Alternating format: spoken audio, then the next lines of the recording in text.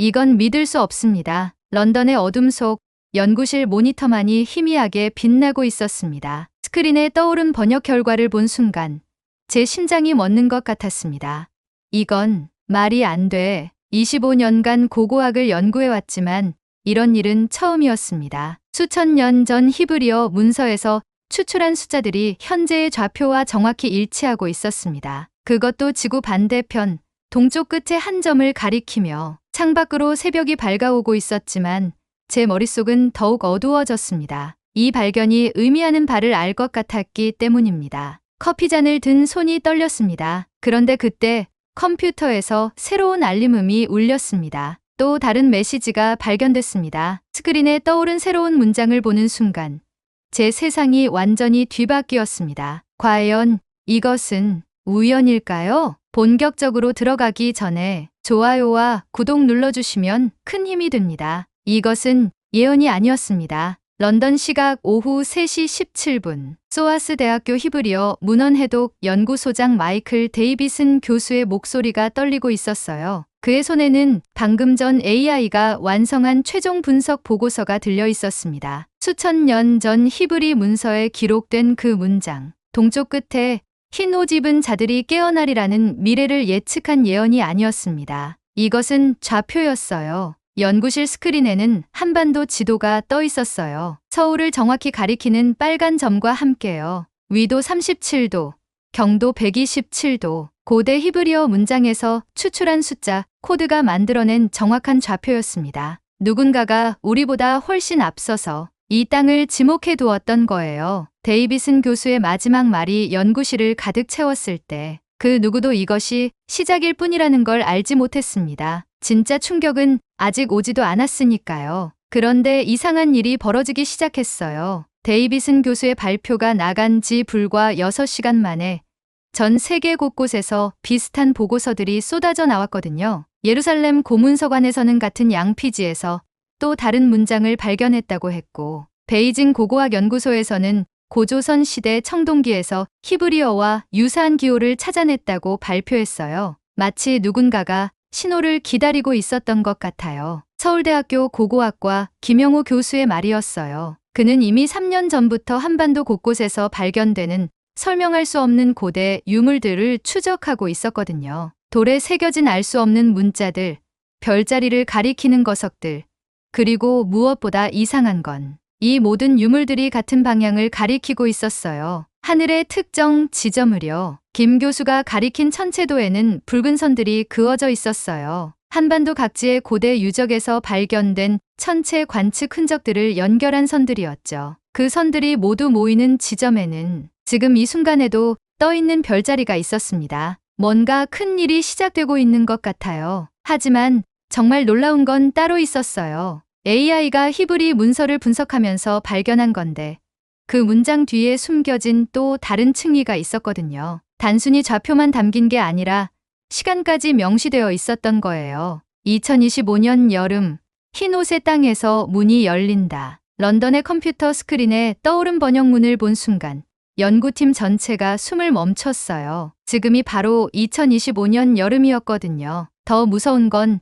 이 문서가 발견된 게 우연이 아니라는 사실이었어요. 예루살렘 고문서관의 보안 기록을 뒤져보니 누군가가 정확히 그 양피지가 있는 서랍만을 골라서 열어봤다는 흔적이 남아 있었거든요. 마치 그 사람은 그 문서가 거기 있다는 걸 미리 알고 있었던 것처럼요. 누군가가 우리를 이끌고 있는 것 같아요. 데이비슨 교수의 목소리에 떨림이 더 심해졌어요. 이제 모든 게 계획된 것처럼 느껴졌거든요. 발견도, 해석도, 심지어 이 순간까지도요. 이 모든 이야기는 1998년 3월 예루살렘의 한 골목에서 시작되었어요. 그날 아침 고문서관 사서 아브라함 코엔은 평소처럼 지하 보관소를 점검하고 있었어요. 습도 조절 장치를 확인하고 먼지를 털어내고 오래된 상자들의 상태를 살펴보는 일상적인 업무였죠. 그런데 이상한 일이 벌어졌어요. 보관소 맨 끝쪽, 평소에는 아무도 건드리지 않는 낡은 나무 상자에서 이상한 소리가 들려온 거예요. 마치 뭔가가 움직이는 것 같은. 처음엔 쥐인 줄 알았어요. 코엔의 회상이었어요. 하지만 상자를 열어보니 쥐가 아니었어요. 상자 안쪽 모서리에 붙어 있던 작은 양피지 한 장이 바람도 없는데 살랑살랑 움직이고 있었거든요. 양피지는 손바닥만 했어요. 히브리어로 쓰인 짧은 문장 하나가 전부였죠. 그런데 이상하게도 그 글자들이 마치 방금 쓴 것처럼 선명했어요. 수백 년은 되어 보이는 양피지인데도 말이에요. 동쪽 끝에 흰 옷 입은 자들이 깨어나리라. 코헨이 그 양피지를 발견했을 때 이상한 일들이 연달아 일어나기 시작했습니다. 먼저 번역 문제였습니다. 예루살렘에서 히브리어를 모르는 사람을 찾기가 더 어려울 텐데 이상하게도 그 문장만큼은 아무도 제대로 읽을 수 없었습니다. 글자는 분명 히브리어였는데 단어 배열이나 문법이 현대 히브리어와도 고대 히브리어와도 달랐습니다. 마치 다른 나라 사람이 히브리어를 배워서 쓴 것 같다는 게 첫 번째 번역자의 말이었습니다. 더 이상한 건 고관 기록이었습니다. 그 나무 상자가 언제부터 거기 있었는지 누가 가져다 놓았는지 아무도 몰랐습니다. 고문서관의 가장 오래된 직원도 내가 여기 온 30년 전부터 이미 있었다고 했습니다. 코헨은 호기심이 생겼습니다. 혹시 상자 안에 다른 것도 있을까 해서 더 자세히 뒤져봤는데 양피지 밑에서 작은 검은 돌이 나왔습니다. 그 검은 돌은 평범해 보였습니다. 손가락 한 마디 정도 크기의 매끈하게 다듬어진 표면이었습니다. 하지만 자세히 들여다보니 돌 표면에 미세한 선들이 새겨져 있었습니다. 코헨은 돋보기를 가져와서 살펴봤습니다. 처음엔 그냥 긁힌 자국인 줄 알았는데 알고 보니 아주 정교한 무늬였습니다.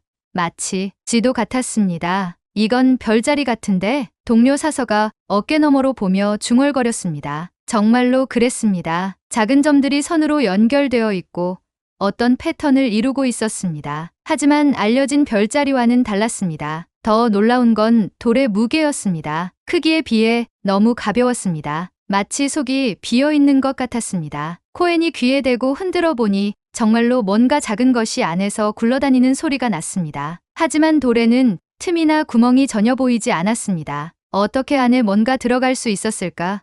코헨은 이 작은 돌이 양피지보다 더 큰 미스터리라는 걸 직감했습니다. 코헨은 그 돌을 며칠 동안 연구했습니다. 여러 각도에서 사진을 찍고 무게를 재고 심지어 엑스레이까지 찍어봤습니다. 그런데 엑스레이에서 정말 놀라운 것이 발견됐습니다. 돌 안에 작은 금속 조각이 들어있었던 겁니다. 그것도 하나가 아니라 여러 개였습니다. 마치 작은 퍼즐 조각들처럼 서로 맞물려 있었습니다. 이걸 어떻게 넣었을까? 엑스레이 사진을 보던 코헨이 혼잣말을 했습니다. 돌에는 정말로 틈이 없었거든요. 마치 돌을 만들 때부터 그 금속 조각들이 안에 들어가 있었던 것 같았습니다. 더 이상한 건 그 금속 조각들의 배열이었습니다. 엑스레이로 본 모양이 돌 표면에 새겨진 별자리 무늬와 정확히 일치했습니다. 겉의 무늬는 안의 금속 조각 배치를 보여주는 지도였던 겁니다. 코헨은 다른 전문가들에게 도움을 요청했습니다. 고고학자,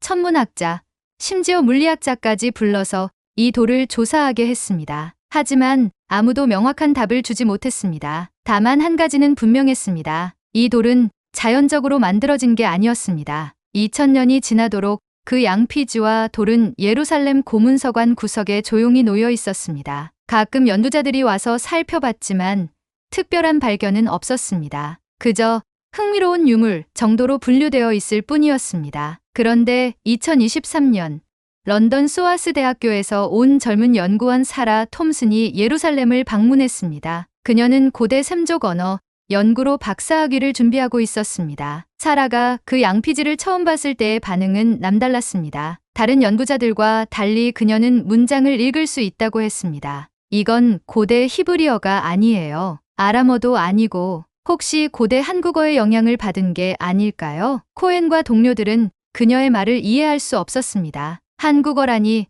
그게 무슨 말인가 했습니다. 하지만 사라는 확신에 차 있었습니다. 그녀는 양피지 사진을 찍어서 런던으로 가져갔습니다. 그리고 AI 번역 프로그램에 입력해봤습니다. 런던으로 돌아온 사라는 곧바로 소아스 대학교의 최신 AI 언어 분석 시스템에 그 문장을 입력했습니다. 이 AI는 고대 언어 해석에 특화되어 있었는데 전 세계 고고학 유적에서 발견된 수천 개의 고대 문자를 학습한 프로그램이었습니다. 처음 결과는 실망스러웠습니다. AI도 정확한 번역을 내놓지 못했습니다. 히브리어로 인식은 했지만 문법 구조가 맞지 않는다고 했습니다. 그런데 사라가 한 가지 실험을 해봤습니다. AI에게 이 문장이 혹시 다른 언어의 영향을 받았을 가능성을 고려해서 분석해보라고 했습니다. 결과가 달랐습니다. AI는 문장 속에서 고대 한국어, 정확히는 고조선 시대 언어의 흔적을 발견했다고 보고했습니다. 단어 순서나 조사 사용법이 샘족 언어보다는 알타이어족에 가까웠습니다. 동쪽 끝에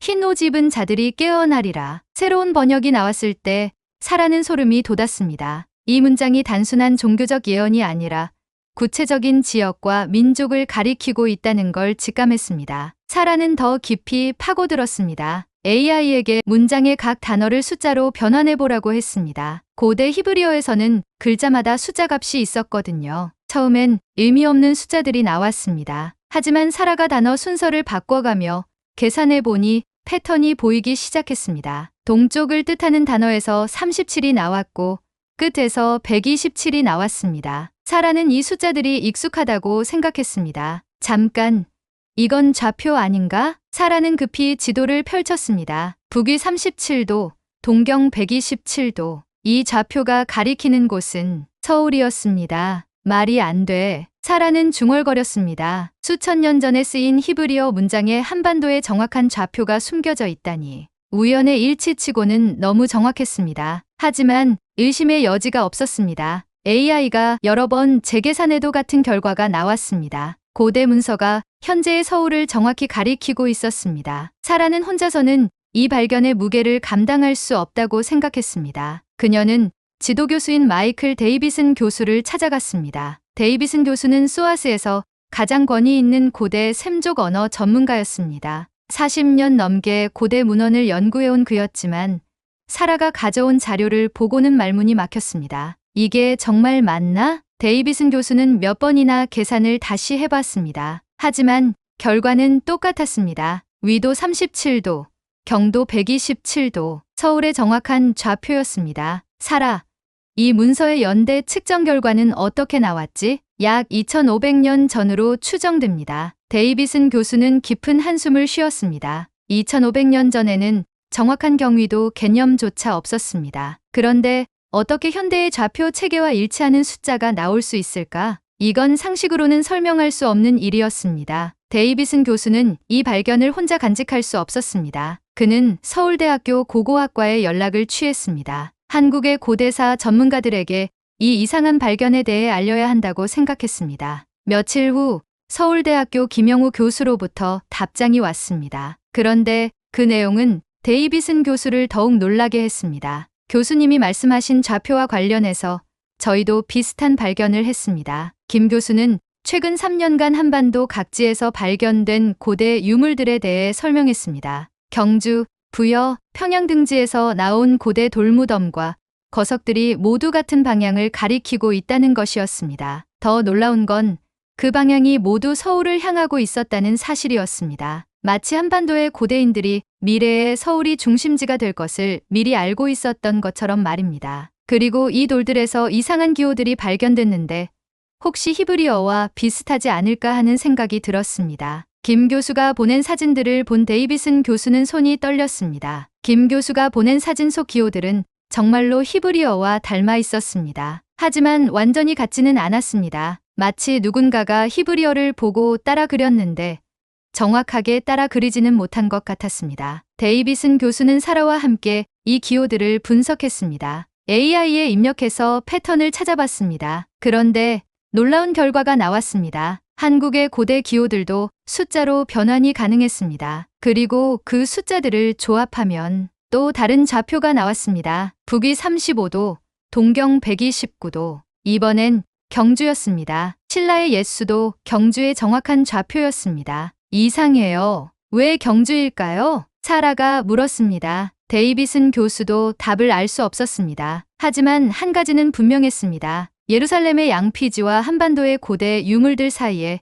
어떤 연결고리가 있다는 것이었습니다. 그리고 그 연결고리는 좌표라는 공통된 언어로 소통하고 있었습니다. 데이비슨 교수와 사라는 더 깊이 파헤쳤습니다. 예루살렘 양피지의 다른 부분들도 숫자로 변환해봤습니다. 흰 옷 입은 자들이라는 구절에서도 의미 있는 숫자들이 나왔습니다. 20, 25, 6. 처음엔 이 숫자들의 의미를 알 수 없었습니다. 좌표는 아니었습니다. 그런데 사라가 다른 방식으로 해석해 봤습니다. 혹시 이건 날짜가 아닐까요?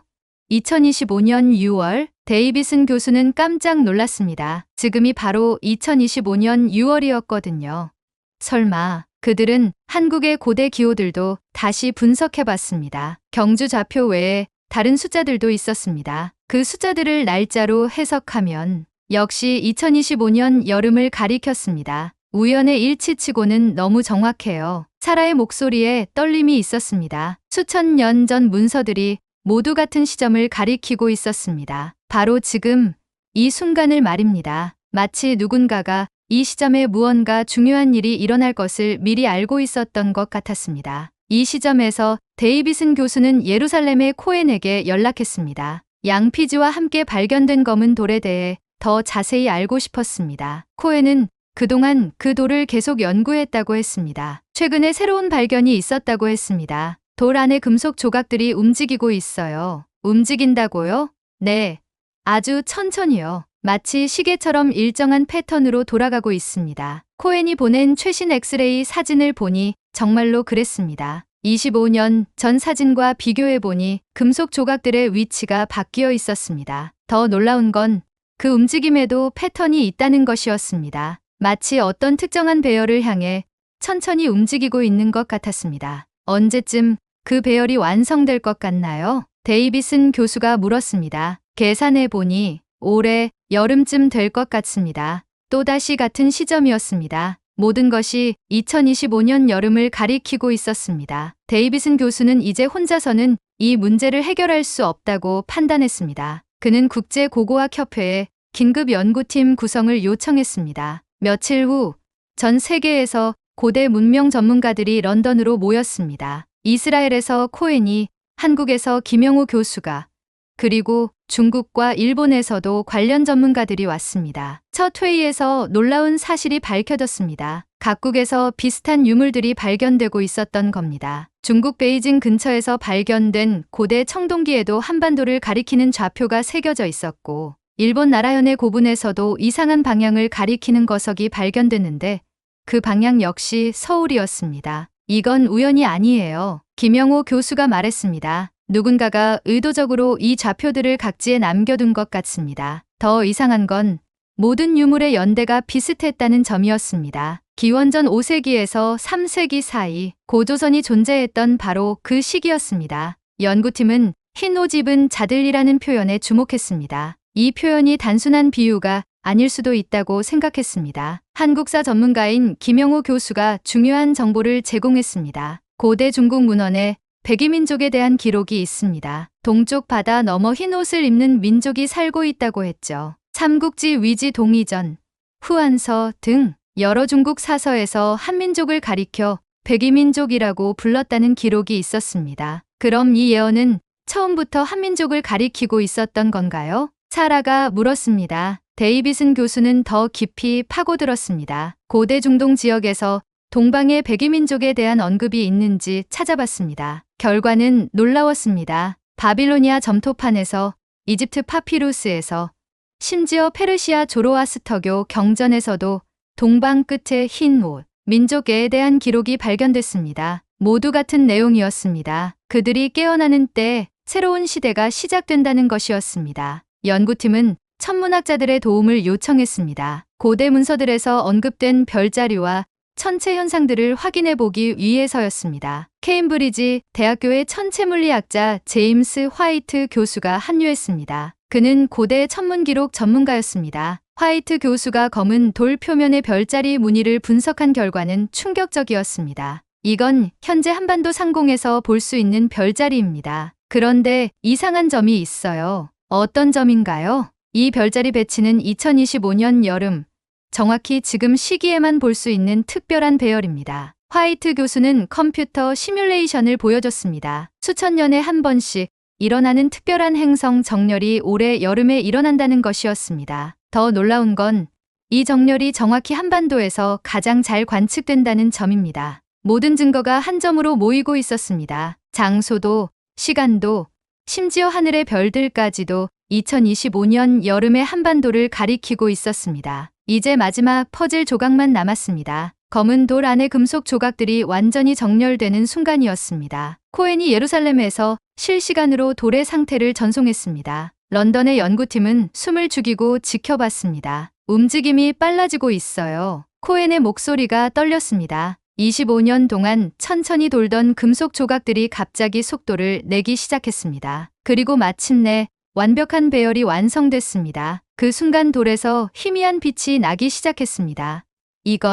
이건 뭔가 신호 같아요. 화이트 교수가 중얼거렸습니다. 실제로 돌에서 나오는 빛의 패턴을 분석해보니 일정한 주기가 있었습니다. 마치 모스 부호 같았습니다. 그 신호는 한 방향을 가리키고 있었습니다. 한반도 쪽으로요. 같은 시각, 서울에서도 이상한 일이 벌어지고 있었습니다. 김영우 교수가 연구하던 경주의 고대 거석에서 갑자기 진동이 시작됐습니다. 아주 미세한 진동이었지만 정밀장비로 측정하니 분명한 패턴이 있었습니다. 런던에서 오는 신호와 같은 주파수예요. 김 교수의 조수가 흥분해서 말했습니다. 예루살렘의 검은 돌과 경주의 거석이 서로 공명하고 있는 것 같았습니다. 더 놀라운 건 한반도 곳곳의 다른 고대 유적지에서도 같은 현상이 일어나고 있다는 보고가 들어왔습니다. 불여 강화도 모든 곳에서 고대 돌들이 깨어나고 있었습니다. 마치 거대한 네트워크가 활성화되는 것 같아요. 김 교수는 소름이 돋았습니다. 수천 년 동안 잠들어 있던 뭔가가 지금 이 순간 동시에 깨어나고 있었습니다. 그 순간 전 세계의 연구팀들이 동시에 깨달았습니다. 이것은 예언이 아니었습니다. 이것은 약속이었습니다. 수천 년 전 누군가가 이 시점을 위해 정교한 시스템을 구축해뒀던 겁니다. 예루살렘의 검은 돌은 발신기였고 한반도의 고대 거석들은 수신기였습니다. 문이 열리고 있어요. 데이빗슨 교수의 목소리가 떨렸습니다. 런던의 모니터에는 한반도 전체를 보여주는 위성 사진이 떠 있었습니다. 고대 유적지들이 모두 빛나고 있었습니다. 그리고 그 빛들이 하나의 패턴을 만들고 있었습니다. 거대한 별자리 모양이었습니다. 흰 옷 입은 자들이 깨어나고 있습니다. 김영우 교수가 서울에서 전화로 말했습니다. 그의 목소리에는 경외감이 가득했습니다. 수천 년의 기다림이 끝나고 있었습니다. 한반도에서 새로운 시대가 시작되려 하고 있었습니다. 그리고 지금 이 순간에도 그 빛은 계속되고 있습니다. 한반도의 하늘 위로 새로운 별자리가 떠오르고 있습니다. 수천 년 전 누군가가 설계한 그 별자리가 마침내 완성되고 있는 겁니다. 전 세계의 시선이 한반도로 향하고 있습니다. 고대의 예언이 아니라 고대의 약속이 지켜지는 순간을 목격하기 위해서입니다. 이것은 끝이 아니라 시작입니다. 데이빗슨 교수의 마지막 말이 연구실을 가득 채웠습니다. 흰 옷의 민족이 깨어났습니다. 동방의 땅에서 새로운 문명이 시작되려 하고 있습니다. 그리고 그 중심에는 우리가 살아가는 이 한반도가 있습니다. 수천 년의 기다림이 끝났습니다. 이제 새로운 이야기가 시작됩니다. 오늘 사연은 여기까지입니다. 재미있게 보셨다면 구독과 좋아요 부탁드려요. 따뜻한 이야기로 다시 찾아뵙겠습니다. 감사합니다.